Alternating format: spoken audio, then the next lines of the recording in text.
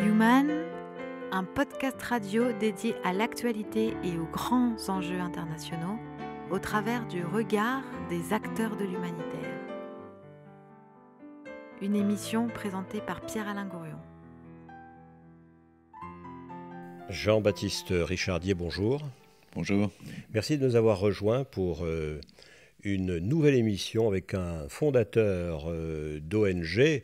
Alors, je ne vais pas avoir l'outrecuidance de vous dire que vous êtes un totem. C'est ce que m'avait sorti Xavier Emmanuelli quand je l'ai interviewé. Il m'a dit, vous interviewez un totem. Alors j'ai dit, j'aurais pas osé. Mais vous en êtes peut-être un aussi.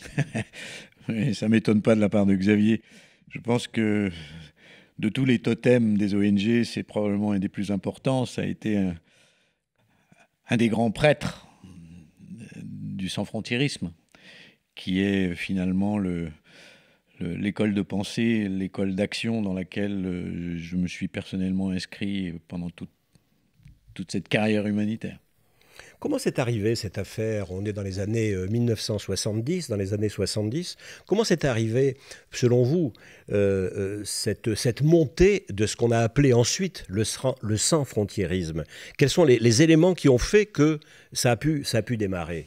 Je crois que c'était un mouvement, au départ, une poignée de gens qui étaient en rupture avec ce qu'on appelait à l'époque le tiers-mondisme et l'idéologie qui sous-tendait finalement une certaine dette qu'on aurait eue vis-à-vis des pays qui avaient connu la colonisation. Donc sans trop entrer dans les détails, le sans-frontiérisme est né d'une volonté de s'affranchir à la fois de cette idéologie, mais également de s'affranchir des politiques des États et de savoir franchir les frontières pour mettre en œuvre ce principe absolument essentiel qui sous-tend l'action humanitaire, qui est l'impartialité. Se préoccuper essentiellement de répondre aux besoins des personnes en détresse. Et ce mouvement, grâce au dynamisme de Médecins sans frontières, a pris un développement absolument extraordinaire. Et moi, à cette époque-là, je finissais mes études de médecine. Je venais de faire ma coopération comme médecin en Éthiopie, juste après la Terreur rouge. Et j'étais extrêmement désireux de mettre de faire en sorte que ce métier que j'avais appris me permette d'être utile. Et un jour, j'ai écouté Bernard Kouchner à la télévision. C'était à l'époque de la guerre du Biafra, où Bernard avait des mots assez durs, mais également un discours assez exaltant pour le jeune médecin que j'étais. Et du coup, j'ai pointé à Médecins sans frontières. Ah, vous avez commencé par Médecins sans frontières. Oui, absolument. Après un an en Éthiopie comme médecin de l'ambassade de France, dès mon retour, j'ai pris contact avec Médecins sans frontières à Lyon. J'étais en attente pour un poste en Somalie. À l'époque,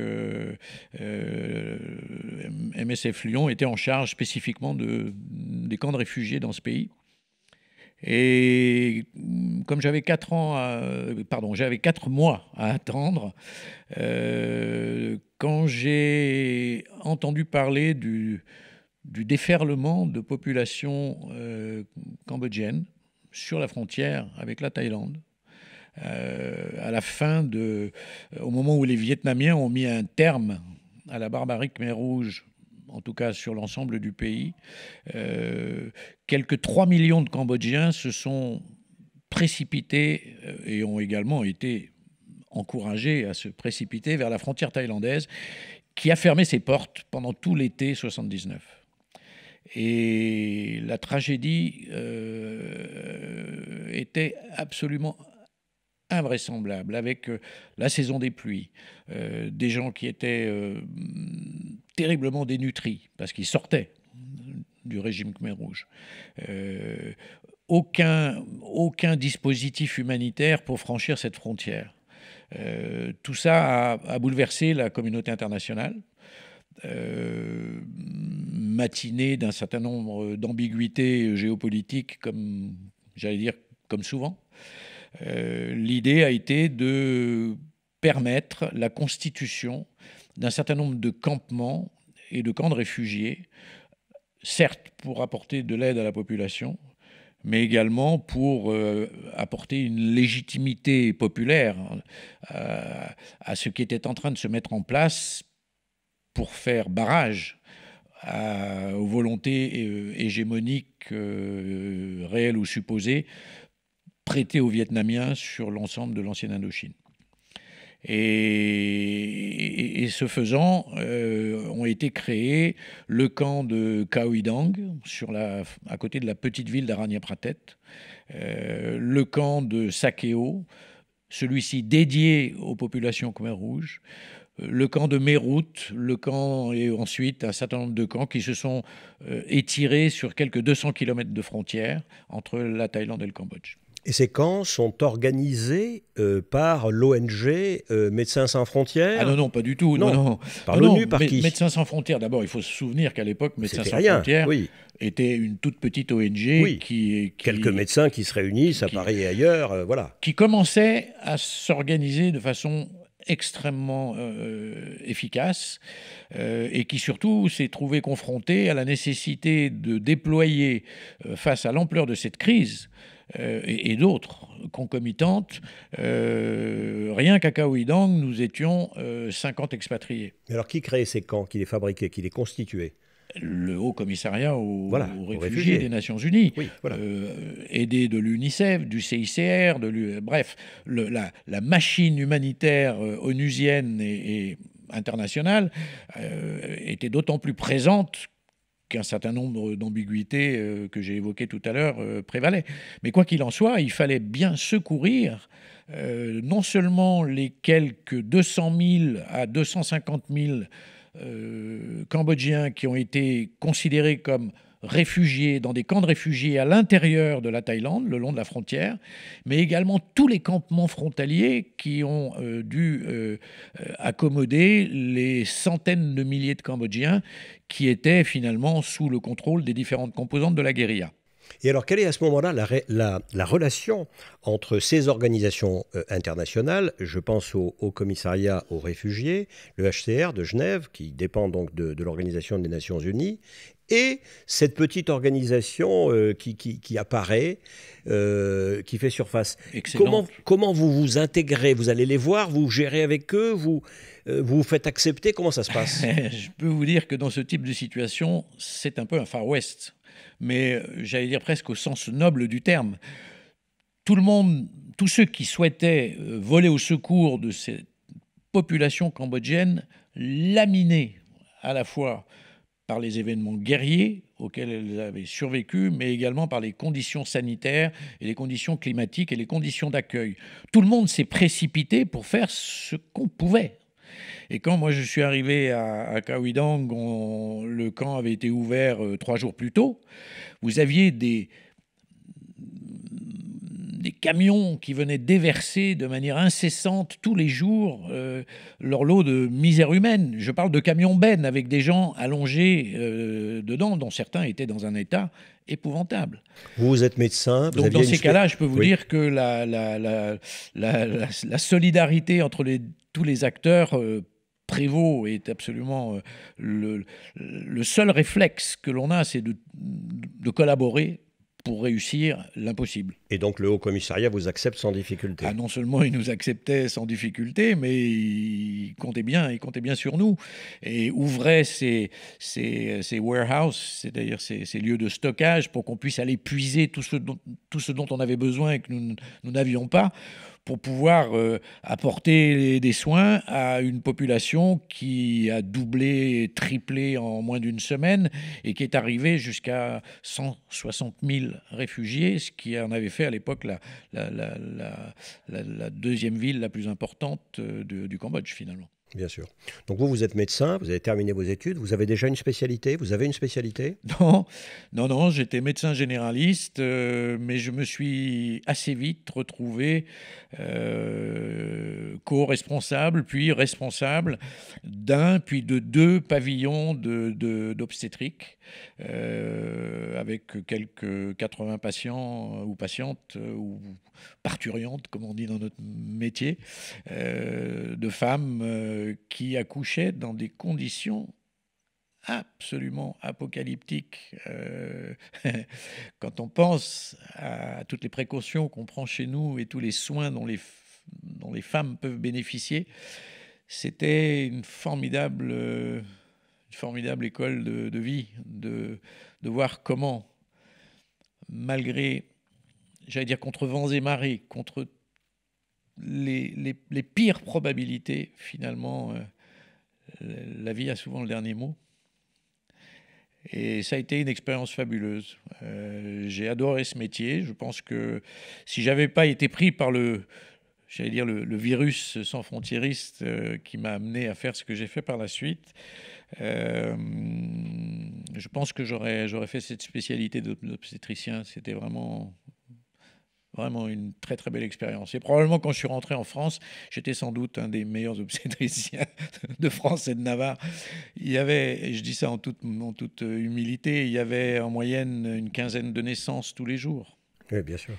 Et je peux vous dire qu'au bout d'un an, j'avais une sacrée expérience. Et alors comment passe-t-on de l'obstétrique à la réparation des jambes et des bras, puisque vous êtes connu pour être l'un des fondateurs de Handicap International, et que Handicap International s'est signalé à l'attention publique internationale par le fait que cette organisation réparait les gens attaqués par les mines antipersonnelles. Alors, une des particularités de cette année avec Médecins sans frontières, c'était le tour de garde. Et une nuit sur trois, on passait la nuit dans le camp. Et à 5 heures du matin, le couvre-feu était levé. Et à cet instant, à cette seconde, à cette minute, déferlaient dans l'hôpital toutes les ambulances qui avaient été bloquées toute la nuit à cause du couvre-feu. Et qui venaient déverser les blessés qui avaient survécu, ceux qui avaient tenu le coup, en provenance des différents campements de la frontière, où la frontière était marquée à l'époque par des combats d'importance variable, avec des rivalités entre factions, des bombardements vietnamiens, des répliques thaïlandaises. C'était vraiment une zone extrêmement dangereuse, et surtout, c'était une zone littéralement truffée de champs de mines. Donc parmi ces quelques 5, 10 ou 15 ambulances qui arrivaient à toute vitesse sur la plateforme de l'hôpital, c'était pour l'essentiel soit des urgences médicales, mais pour l'essentiel des blessés, soit des combats, soit des accidents par mine ou par éclat d'obus de la veille. Et parfois même, en plein jour, on entendait le bruit extrêmement sourd dont vous ressentez un peu les vibrations de l'explosion de mines anti-chars. Et ce qui m'avait toujours frappé, à ce moment-là, les ambulances pouvaient franchir la frontière sans difficulté en plein jour. Mais ne parvenaient à l'hôpital de Khao Uy Dong que les moins gravement atteints. Ceux qui avaient réussi à aller jusqu'au dispensaire, jusqu'au lieu où une ambulance pouvait les prendre en urgence pour les emmener à Khao Uy Dong. Et donc, on voyait les ambulances arriver avec, je dirais, un approfondissement de la gravité de l'accident. Et parfois, quand c'était une mine anti-char, ça pouvait faire jusqu'à 5, 10, 15 blessés. Bref, tout ça pour vous dire que pendant cette année où j'ai passé toute mon énergie à contribuer à donner la vie, j'étais témoin de cette arrivée, ce balai incessant, de ce rituel des ambulances qui venaient livrer la tragique destinée de tous ceux qui avaient eu la malchance de mettre le pied au mauvais endroit. Mais je ne pouvais pas imaginer qu'est-ce qui allait se passer par la suite. Vous savez, dans nos écoles de médecine, dans nos facultés de médecine, on nous invite volontiers au cloisonnement des compétences. Déjà, le fait de me retrouver responsable d'un pavillon d'obstétrique, c'était extraordinaire. Je ne pense pas qu'aujourd'hui, ça serait encore possible. Mais en tout cas, tout ce qui touche à l'orthopédie et à la biomécanique m'était totalement étranger. Donc l'idée qu'un jour je serais responsable avec quelques amis d'un programme d'appareillage, ça m'a même pas traversé l'esprit. L'idée m'en est venue en fait en découvrant, là encore c'était avec Médecins sans frontières, dans le camp de Sakeo, le camp des Khmers rouges. Un kiné de MSF avait arraché l'autorisation de son siège de bricoler des prothèses avec du zinc avec lequel on fait les gouttières chez nous. Et son atelier était absolument extraordinaire, ça martelait de tous les côtés. C'était pour la plupart des amputés eux-mêmes qui confectionnaient des prothèses pour eux-mêmes ainsi que pour un certain nombre de bénéficiaires dans la communauté. Et ça m'avait vraiment frappé. Alors, on va y venir et développer ce qui a été les débuts de l'organisation que vous avez fondée, HI, comme on dit, Handicap International. Aujourd'hui, Humanité et Inclusion, c'est le nouveau terme, vous nous direz pourquoi tout à l'heure. Mais donc, jusque-là, vous avez ouvert les yeux, vous avez vu des horreurs, des choses difficiles, le regard. Et puis, quelque part, il y avait la vie que vous aidiez à faire apparaître à travers toutes ces femmes que vous avez accouchées. Voilà. C'était une petite transition bien modeste pour le Brel que vous nous avez suggéré, puisqu'on va écouter un peu de musique. Il nous faut regarder. Écoutez.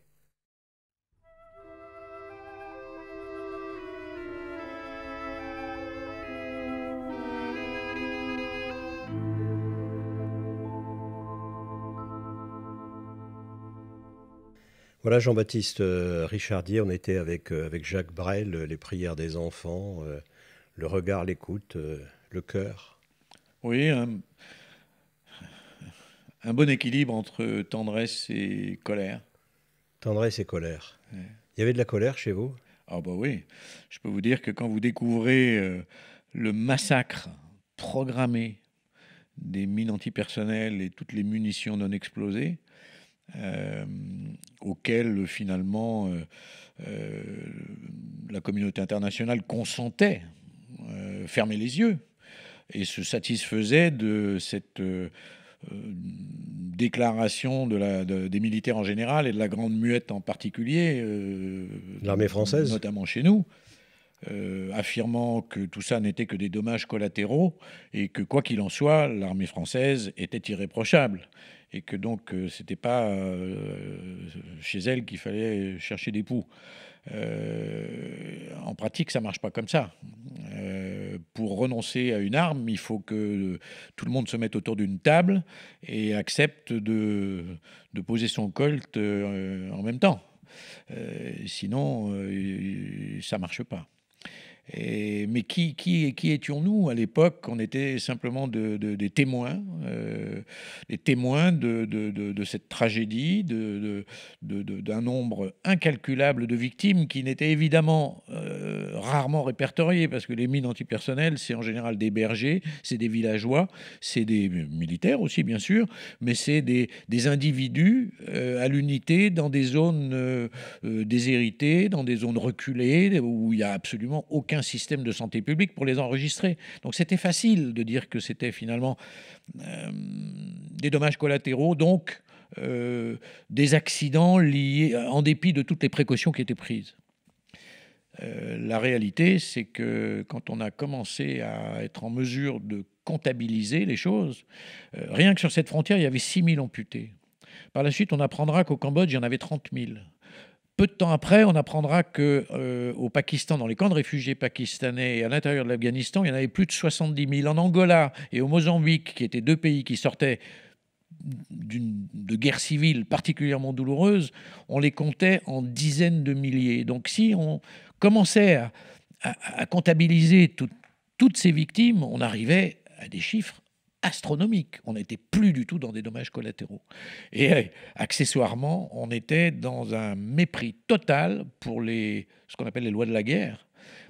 Les engagements pris par les États de respecter les règles de l'engagement guerrier que sont la proportionnalité, la précaution, la discrimination, donc le discernement entre militaires et population civile, qui sont des principes auxquels l'ensemble de la communauté internationale adhère et s'y est engagée. Mais est-ce qu'elle le respecte? En l'occurrence, en l'espèce, pas du tout. Et dans les autres guerres?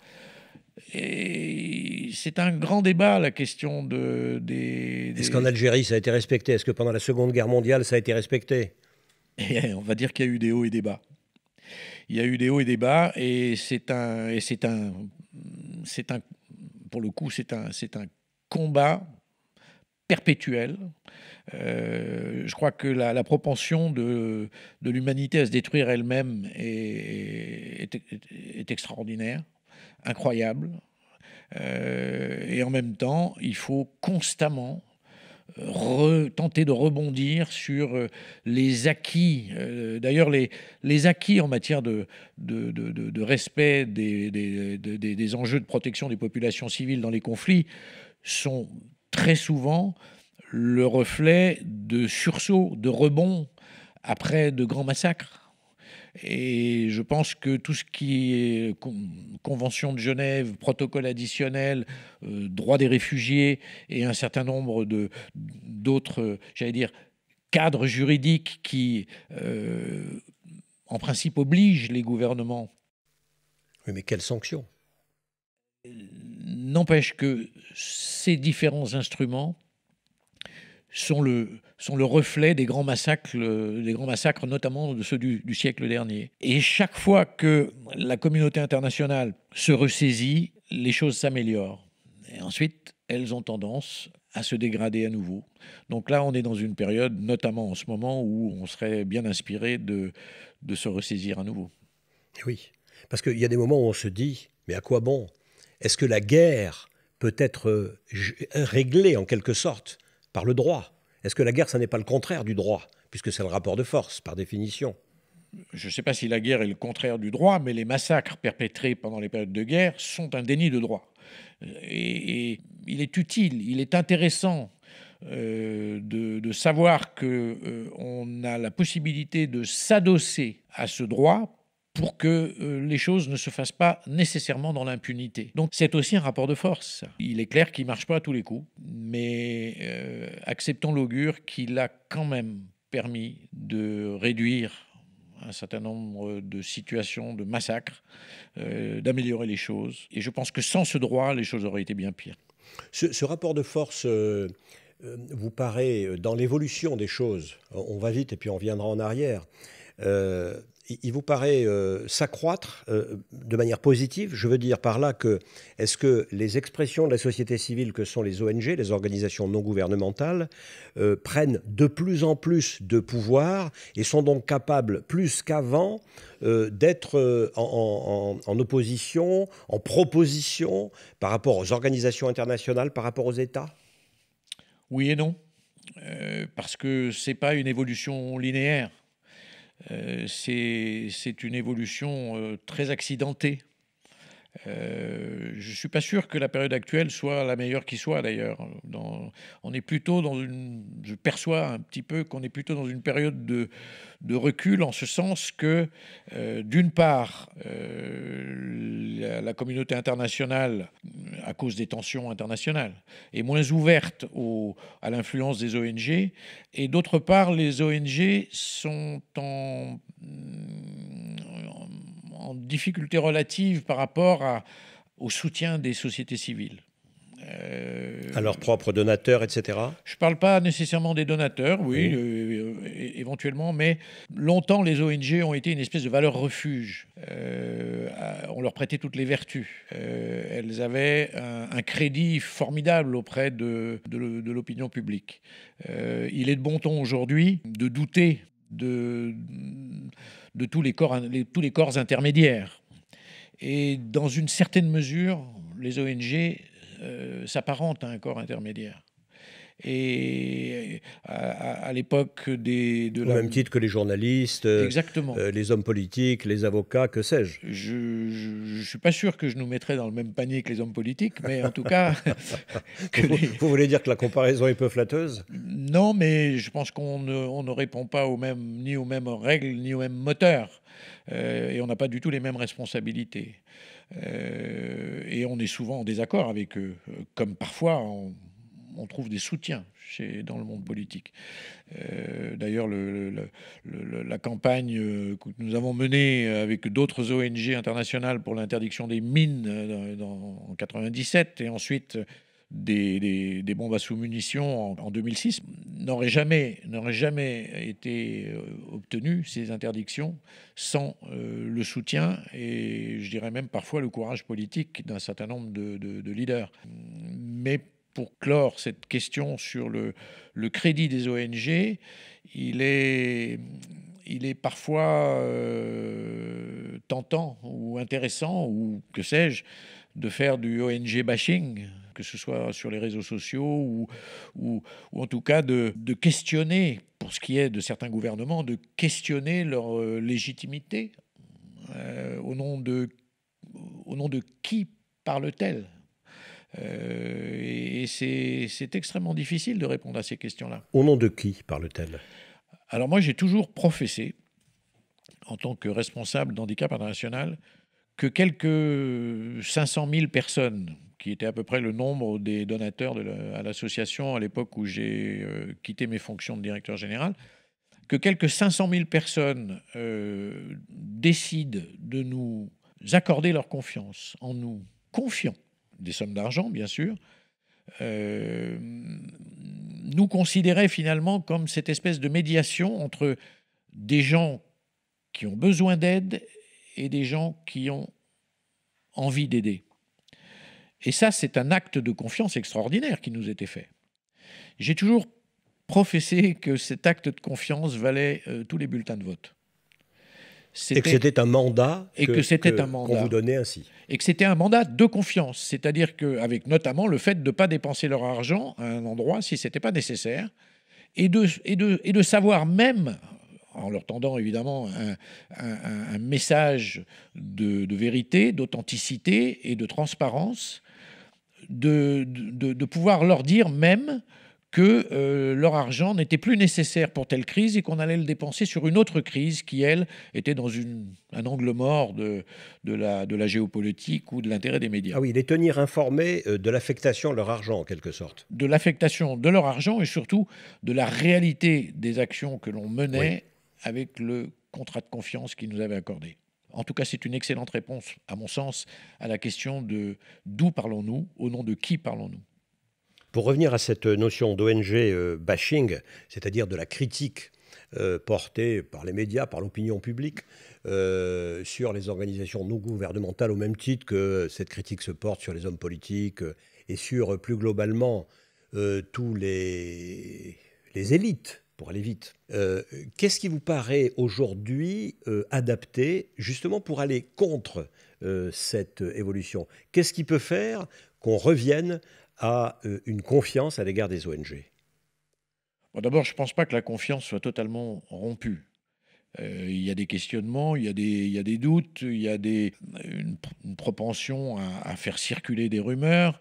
Mais je pense que, au final, quand une crise survient et que l'humanitaire doit être déployé, l'opinion publique est toujours prête à renouveler son crédit aux ONG. Je pense que c'est un signe des temps. C'est beaucoup plus le reflet d'une difficulté des citoyens, notamment des jeunes, à choisir à quoi elles veulent croire. C'est difficile. C'est extrêmement compliqué de faire le tri entre ce foisonnement d'informations contradictoires avec... et donc, je pense que la seule solution pour les ONG, c'est garder leur cap, c'est évidemment de tout faire pour s'adapter aux codes de communication et aux moyens de transmission de leur message et de leur credo et de leur raison d'être, de façon à ce qu'ils soient le mieux compris possible. Mais je ne pense pas qu'il n'y a pas de martingale. Je pense que ces doutes sont aussi le reflet d'une société qui doute sur beaucoup de questions. Voilà, on va faire une seconde pause peut-être musicale. Je vous propose, vous nous avez proposé The Wall des Pink Floyd.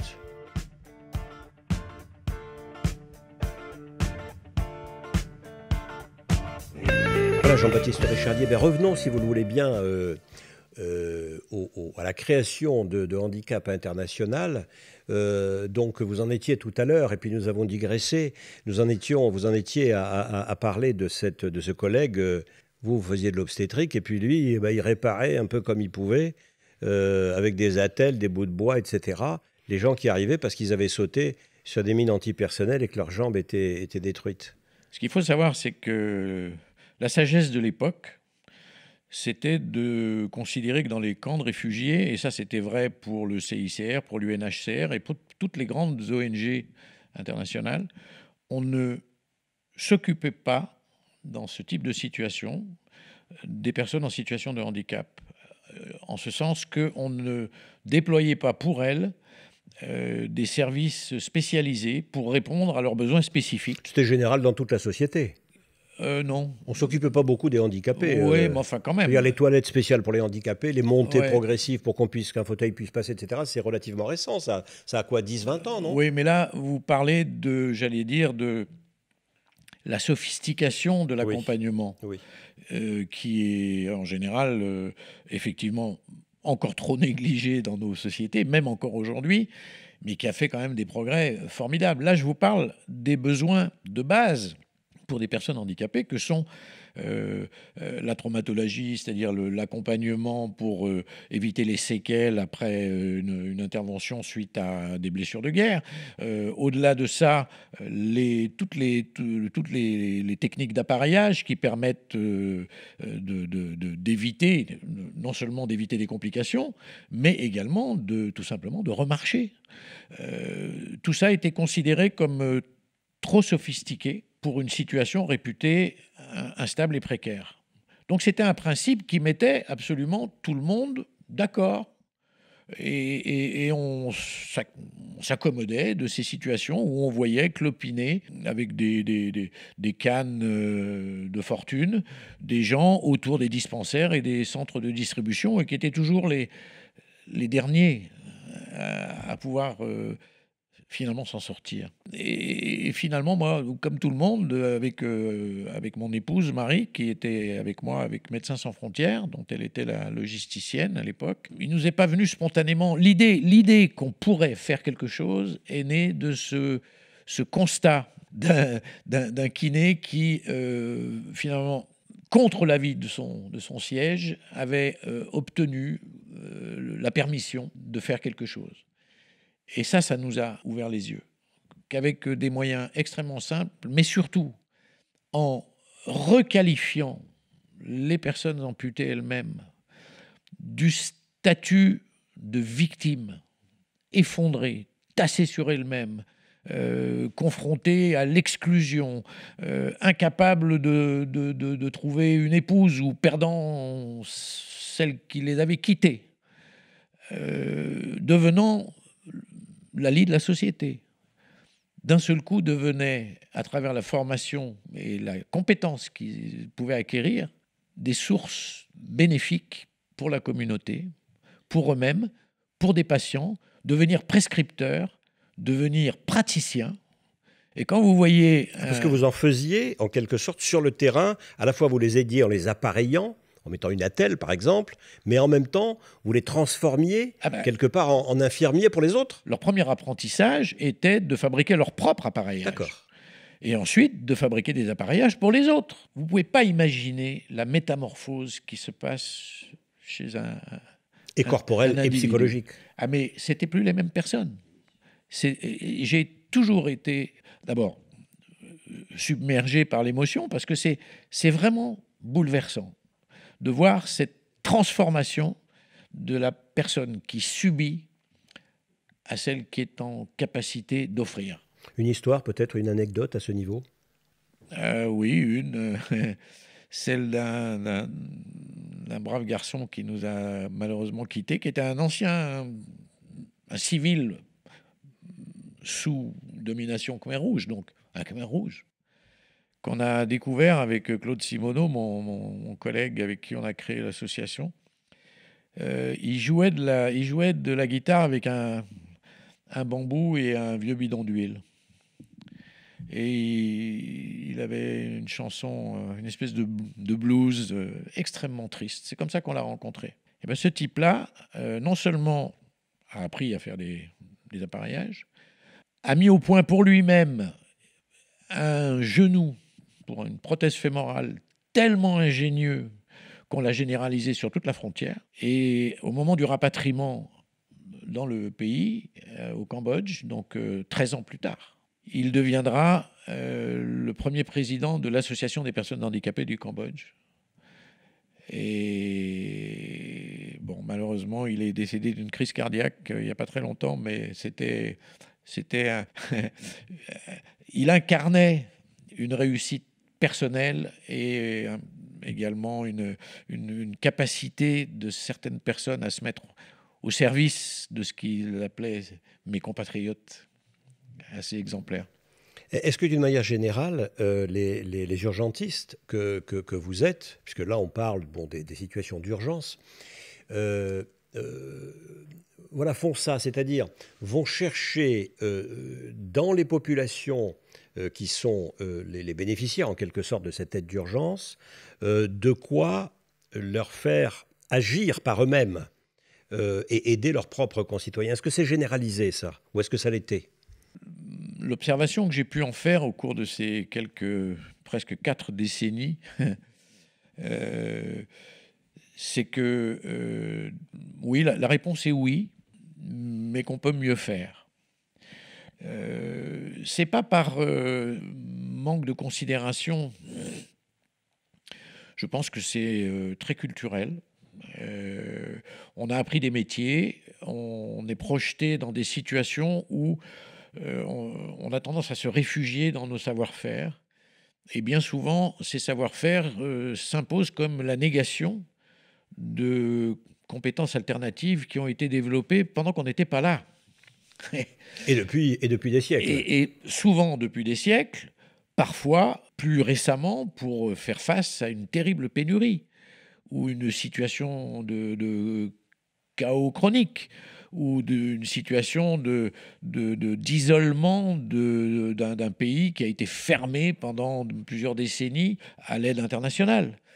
Et la pire des erreurs dans ces cas-là, c'est de ne pas, avec acharnement, reconnaître ce qui a été fait avant qu'on arrive. Ce qui a été fait, j'allais dire, en dépit de nous. Et ça, je pense que c'est une des chances d'Handicap International, d'avoir été fondé par des amateurs éclairés, mais pas par des experts. Quand on s'est lancé avec la formation des frères Pierre et Raymond Jacquard, qui étaient des appareilleurs des lépreux en Afrique, ils sont venus nous proposer des techniques extrêmement simples et qu'il a fallu qu'on apprenne. Moi, je suis passé du pavillon d'obstétrique à l'atelier d'appareillage à 1 mois d'intervalle. Et je peux vous dire que je rasais un peu les murs parce que il y avait un certain nombre, il y avait 700 expatriés sur cette frontière. Et tout le monde me connaissait. Et mon épouse et moi-même, on était à l'établi, à apprendre les balbutiements de notre métier d'appareilleur. Richardier est devenu fou, il était médecin et il devient bricoleur d'atelier. Oui, mais ce qu'il y a de, j'allais dire, presque de quasi notre chance, en tout cas, ça a été que ça faisait plus d'1 an que Kawidang existait. Et tout le monde se demandait s'il était pertinent de maintenir ce mot d'ordre, que le moment n'était pas venu de s'occuper des personnes handicapées. Et tout le monde était fatigué psychologiquement de devoir assumer à la fois le plus formidable déploiement d'aide humanitaire de la fin du siècle dernier et en même temps ce déni des besoins spécifiques des personnes en situation de handicap. Et à la limite, on aurait pu faire n'importe quoi. Je crois que tout le monde aurait été soulagé qu'on commence à ouvrir cette brèche dans ces principes qui étaient incontestablement un déni de droit. Et donc, ça nous a octroyé, je dirais, une grande indulgence. Et en même temps, les gens se disaient, ils sont gonflés, mais ils ont raison. Et puis après, c'est les résultats c'est les gens qui marchaient. C'est la bonne humeur des matchs de volleyball qu'on organisait entre des personnes appareillées, des matchs de football entre ceux qui avaient été appareillés quelques semaines plus tard et qui venaient et qui jouaient au foot, qui jouaient au ballon. Et on avait d'autres exercices un petit peu moins vigoureux. Les Cambodgiens adoraient le jeu de la chaise musicale. Quand on change de chaise. Ouais. Dieu sait que c'est culturellement très marqué de chez nous. Oui, je croyais, oui. Mais le fait de tourner autour avec la musique, avec des instruments cambodgiens. Et puis tout d'un coup, la musique s'arrête et chacun doit chercher sa chaise. Et Dieu sait qu'ils sont bons publics. Dieu sait qu'ils étaient joueurs. Dieu sait qu'ils étaient heureux de se livrer à ce type qui au fond s'apparentait à des exercices parce que c'était un des meilleurs moyens d'apprivoiser sa prothèse. Oui. Et d'apprivoiser son corps avec une prothèse. Il faut savoir que les prothèses qu'on fabriquait n'étaient pas nécessairement très esthétiques, donc il y avait aussi l'acceptation de l'affichage de prothèses en bois, en cuir, en acier. C'était un peu le Moyen-Âge. Et c'était musical. Et c'était musical, et c'était surtout énormément de bonne humeur. Alors on aurait pu mettre, pour illustrer ça, ces chansons cambodgiennes de l'époque, mais non, on va écouter Charlebois, Vigneault, Leclerc, ces Canadiens-Français, avec ce titre « Quand les hommes vivront d'amour ». Il faut espérer. Ouais, cette chanson, je l'ai choisie parce que, à tour de rôle, des représentants du secteur humanitaire devaient passer la nuit dans les campements frontaliers. Et un soir de Noël, un de mes amis était de garde dans une zone particulièrement dangereuse, mais on pouvait communiquer par la radio. Et le soir de Noël, on lui avait chanté cette chanson pour lui tenir compagnie. Quand les hommes vivront d'amour, mon frère. Voilà, Jean-Baptiste Richardier, vous qui êtes un vieux de la vieille, j'allais dire, bon, moi aussi, hein, et surtout un fondateur d'ONG dans les années 70, cette première ou cette deuxième époque des ONG, après les grandes de type CRCI, etc. J'ai envie de vous demander de nous faire un petit comparatif entre ce qui s'est passé à l'époque, dans ces années 70, avec ce qui se passe aujourd'hui, c'est-à-dire ce qui est advenu de l'humanitaire dans le temps et la relation que vous souhaitez établir, en particulier avec les jeunes, avec la nouvelle génération. Avec la nouvelle génération, je pense qu'on peut parler de malentendus générationnels. Pour les jeunes aujourd'hui qui sont bardés de diplômes, les DESS se multiplient, beaucoup d'universités proposent des formations dans l'univers humanitaire. Il y a Bioforce, bien sûr, il y a les 3A, il y a un certain nombre d'opportunités. Mais quand il vient le moment de partir en mission, là, ça bloque. Pourquoi ? Parce que parallèlement, les ONG se sont extraordinairement professionnalisées au fil de ces 30 ou 40 dernières années et que les places sont chères. Alors moi, ce que je Mais dis... ça bloque parce qu'on ne trouve pas de candidats chez les jeunes Non, c'est qu'il y a ou parce qu'il y a un niveau technique qui est requis? Et si vous n'avez pas d'expérience à offrir, vous avez très peu de chances, en dehors de certaines compétences extrêmement pointues et réduites. Donc c'est difficile de rentrer dans le métier, oui. Même si je sors de Bioforce. Bioforce, c'est quand même un petit peu différent. Puisque ou de A3, enfin une grande école, quoi, une école d'humanitaire.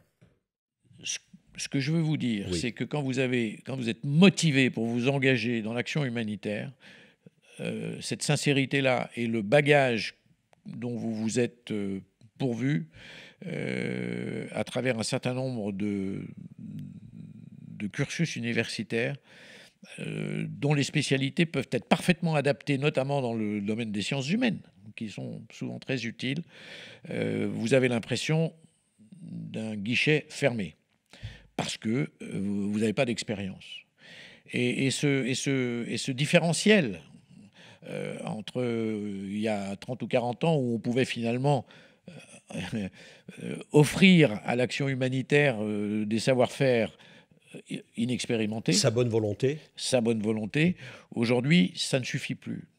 Et moi, je dis et je répète et j'encourage les jeunes à savoir se mettre personnellement et éventuellement collectivement avec un groupe de copains en danger d'incompétence, en situation d'incompétence assumée, et de partir seul, sac au dos. Internet, c'est merveilleux. On peut trouver, si on cherche, on trouvera des endroits où on a des chances de se rendre utile, de se mettre à disposition, et non pas d'être en position d'expertise, mais en véritable position d'apprentissage, d'acquisition d'expérience. Et ceux qui auront gardé ce cap et qui auront éventuellement fait ça au cours de leurs études, pendant leur congé d'été, que sais-je, et qui démontreront aux ONG qu'ils ont eu ce projet-là et qu'ils l'ont démontré, ils auront immédiatement une valeur ajoutée extrêmement importante auprès des directions des ressources humaines. Docteur Richardier, merci.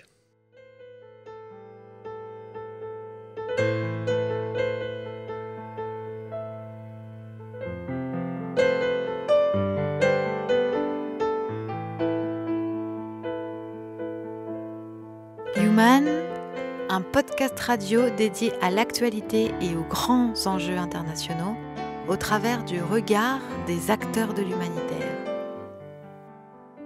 Une émission présentée par Pierre-Alain Gourion. On pourrait s'arrêter là. Oui. Ouais, on continue après. Qui monte en soi, des mères, les prières des enfants et le bruit de la terre qui s'endort doucement.